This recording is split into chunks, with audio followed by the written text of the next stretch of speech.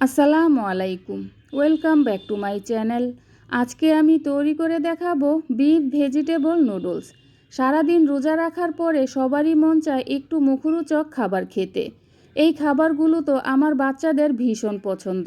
আমি এই ধরনের খাবারগুলো বাসায় সব সময় বানাই, কিন্তু খেতে রেস্টুরেন্টের চাইতেও বেশি মজার। আর বানাতেও আহামরি কোনো ধরনের সস বা তেমন কোনো উপকরণ লাগে না। স্বাস্থ্যসম্মত হয় ও মুখরোচক হয়। তাহলে চলুন কথা না বাড়িয়ে শুরু করা যাক। এর জন্য এখানে আমি 300 গ্রাম গরুর মাংস নিয়েছি। মাংসগুলো ছোট ছোট করে কেটে তারপর ভালো করে ধুয়ে মাংসের পানিটা ঝরা দিয়ে নিয়েছি। এখানে হাড় চর্বি ছাড়া শুধু সলিড মাংস আছে।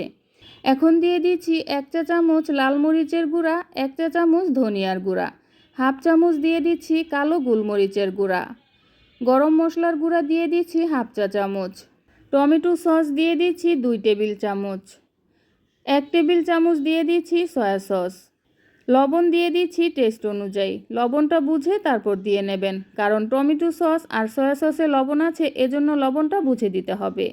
মশলা আমি মাংসের সাথে খুব ভালো করে মেখে নিয়েছি।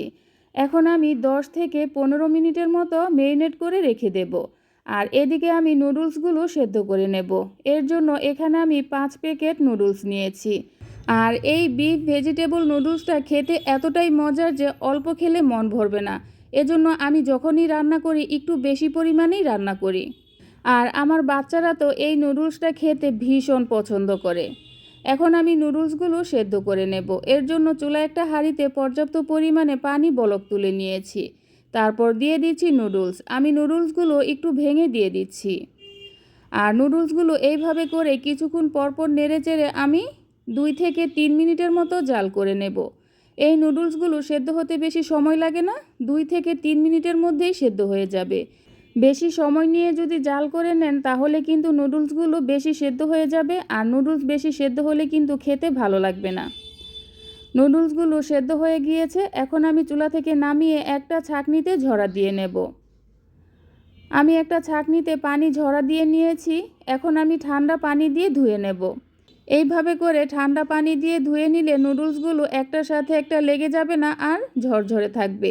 এখন আমি একটা সাইডে রেখে দেব। আর মাংসগুলো আমি 15 মিনিট ম্যারিনেট করে রেখে দিয়েছিলাম। এখন আমি মাংসগুলো ভেজে নেব। মাংস ভাজার জন্য চুলায় একটা প্যান গরম করে তার মধ্যে দিয়ে দিচ্ছি 2 টেবিল চামচ রান্নার তেল। তেল গরম হয়ে এলে তারপর আমি ম্যারিনেট করে রাখা মাংসগুলো দিয়ে দেব। এখন আমি মাংসগুলো তেলের সাথে কিছুক্ষণ ভেজে নেব। ভাজতে ভাজতে দেখতে পাবেন মাংস থেকে কিন্তু পানি উঠবে। দেখুন, মাংস থেকে এখনই কিন্তু কিছুটা পানি উঠেছে। আমি ঢাকনা দিয়ে ঢেকে আরও 3-4 মিনিটের মতো জাল করে নেব। এর মাঝে আরও অনেকটা পানি উঠবে। মাংস থেকে যেই পানি উঠবে সেই পানিতেই মাংসগুলো সেদ্ধ হয়ে যাবে। এখানে এক্সট্রা করে আর পানি দিতে হবে না। আমি প্রায় 4 মিনিটের মতো জাল করে নিয়েছি। এখন দিয়ে দিচ্ছি 1 চা চামচ আদা রসুনের পেস্ট। প্রথমে আমি মাংসগুলো ম্যারিনেট করার সময় আদা রসুনের পেস্ট দিতে ভুলে গিয়েছিলাম, এজন্য এখন দিয়েছি। আপনারা যখন মাংস ম্যারিনেট করে নেবেন ওই পর্যায়ে আদা রসুনের পেস্ট দিয়ে নেবেন। আদা রসুনের পেস্ট দিয়ে মিক্সড করে নেওয়ার পর এখন একটা ঢাকনা দিয়ে ঢেকে চুলার আঁচ মাঝারিতে রেখে আমি 8 থেকে 10 মিনিটের মতো জাল করে নিয়েছি। মাংসগুলো সেদ্ধ হয়ে গিয়েছে আর মাংসের পানি কিন্তু শুকিয়ে গেছে। দেখুন, তেলের মধ্যে মাংসগুলো ভাজা ভাজা করে নিয়েছি। এখন আমি চুলা থেকে নামিয়ে নেব। আর নুডলস রান্না করার জন্য চুলায় একটা কড়াই গরম করে তার মধ্যে দিয়ে দিচ্ছি 2 টেবিল চামচ রান্নার তেল। তেল গরম হয়ে এলে দিয়ে দিচ্ছি 1 টেবিল চামচ রসুন কুচি। রসুন কুচিগুলো এখন আমি তেলের সাথে 1 মিনিটের মতো ভেজে নেব। তারপর দিয়ে দিচ্ছি হাফ কাপের থেকে একটু বেশি পেঁয়াজ। আমি পেঁয়াজগুলো একটু মোটা করে কেটে নিয়েছি। তারপর দিয়ে দিচ্ছি কাঁচামরিচ কুচি। তারপর দিয়ে দিচ্ছি গাজর কুচি। আমি এখানে হাফ কাপ গাজর কুচি নিয়েছি। আর গাজরগুলো সেদ্ধ হতে একটু বেশি সময় লাগে, এজন্য প্রথমে আমি গাজরগুলো 2 মিনিটের মতো ভেজে নেব।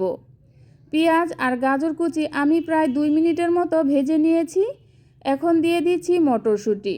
আমি এখানে হাফ কাপ মটরশুঁটি নিয়েছি। মটরশুঁটি দিয়ে আমি 1 মিনিটের মতো এইভাবে করেই ভেজে নেব। মটরশুঁটি দিয়ে আমি 1 মিনিটের মতো ভেজে নিয়েছি। তারপর দিয়ে দিচ্ছি বড় সাইজের একটা টমেটো, আমি টমেটো ছোট ছোট কুচি করে কেটে নিয়েছি। বাঁধাকপি কুচি দিয়ে দিচ্ছি 1 কাপ, আমি বাঁধাকপিগুলো একটু মোটা করে কুচি করে নিয়েছি। হাফ কাপ দিয়ে দিচ্ছি ক্যাপসিকাম, ক্যাপসিকামগুলো আমি লম্বা পাতলা স্লাইস করে কেটে নিয়েছি। এখন আমি সব কিছু খুব ভালো করে নেড়ে চেড়ে 2 মিনিটের মতো এইভাবে করেই জাল করে নেব। আমি প্রায় 2 মিনিটের মতো জাল করে নিয়েছি। এখন দিয়ে দিচ্ছি 1/4 কাপ টমেটো সস আর 2 টেবিল চামচ দিয়ে দিচ্ছি সয়া সস। আর নুডলসের মধ্যে যে মশলা ছিল সেই মশলা দিয়ে দিচ্ছি, তবে আমি 5 প্যাকেট সবটুকু দেব না, প্রথমে 2 প্যাকেট দিয়ে নেব। শেষের দিকে আমি আরও 3 প্যাকেট নুডলসের মশলা দিয়ে দেব। তারপর সব কিছু খুব ভালো করে নেড়ে চেড়ে মিক্সড করে নেব। আমি সব কিছু মিক্সড করে নিয়েছি। এখন দিয়ে দিচ্ছি সামান্য পরিমাণ লবণ। এখানে সবজির পরিমাণটা একটু বেশি ছিল, এজন্য সামান্য পরিমাণ লবণ লেগেছে। আপনাদের লবণ নাও লাগতে পারে, লবণটা বুঝে তারপর দিয়ে নেবেন, কারণ সয়া সস আর টমেটো সসে লবণ থাকে। এখন দিয়ে দিচ্ছি আমি যে প্রথমে মাংসগুলো রান্না করে রেখেছিলাম সেই রান্না করা মাংসগুলো দিয়ে দিচ্ছি। মাংস দিয়ে খুব ভালো করে নেড়েচেড়ে আমি সবজির সাথে মিক্সড করে নেব। সবজির সাথে মিক্সড করে আমি প্রায় 1 মিনিটের মতো জাল করে নিয়েছি। 1 মিনিটের মতো জাল করে নেওয়ার পর তারপর আমি সেদ্ধ করে রাখা নুডলসগুলো দিয়ে দেব। তারপর নুডলসের সাথে সব কিছু নেড়েচেড়ে আমি মিক্সড করে নেব। এখন আর কিছুই করতে হবে না, শুধু নেড়েচেড়ে সব কিছু মিক্সড করে নিতে হবে। আমি নুডলসের সাথে সবজি খুব ভালো করে মিক্সড করে নিয়েছি। এখন আমি শেষের দিকে দিয়ে দেব নুডলসের মশলা, যে আমি 3 প্যাকেট রেখে দিয়েছিলাম সেই 3 প্যাকেট মশলা সবটুকু দিয়ে দেব। শেষের দিকে এই নুডলসের মশলাটা দিলে ফ্লেভারটা আর টেস্ট অনেক বেশি আসবে। আর নুডলসের মশলা দেওয়ার পর শুধু নেড়ে চেড়ে মিক্সড করে আমি চুলা থেকে নামিয়ে নেব। এখন কিন্তু আর বেশি জাল করব না। আমার নুডলস রান্না কিন্তু পুরোপুরি হয়ে গিয়েছে। এখন আমি চুলা থেকে নামিয়ে নেব। চুলা থেকে নামিয়ে সার্ভ করে নেব। এই তো হয়ে গেল বিফ ভেজিটেবল নুডলস। এটা রান্না করা কতটা সহজ তা আপনারা দেখেই তো বুঝতে পেরেছেন। এইভাবে যদি গরুর মাংস আর সবজি দিয়ে নুডলস রান্না করেন তাহলে দেখবেন খেতে অসম্ভব মজার হবে। আর ইফতারিতে যদি এই নুডলসটা রান্না করেন তাহলে দেখবেন সবাই তৃপ্তি সহকারে খেতে পারবে। আশা করি আমার আজকের রেসিপিটাও আপনাদের কাছে ভালো লেগেছে। আর যদি ভালো লেগে থাকে তাহলে অবশ্যই আমার চ্যানেলটাকে সাবস্ক্রাইব করবেন। আবার আসবো নতুন কোনো রেসিপি নিয়ে। তাহলে এই পর্যন্তই। আল্লাহ হাফেজ।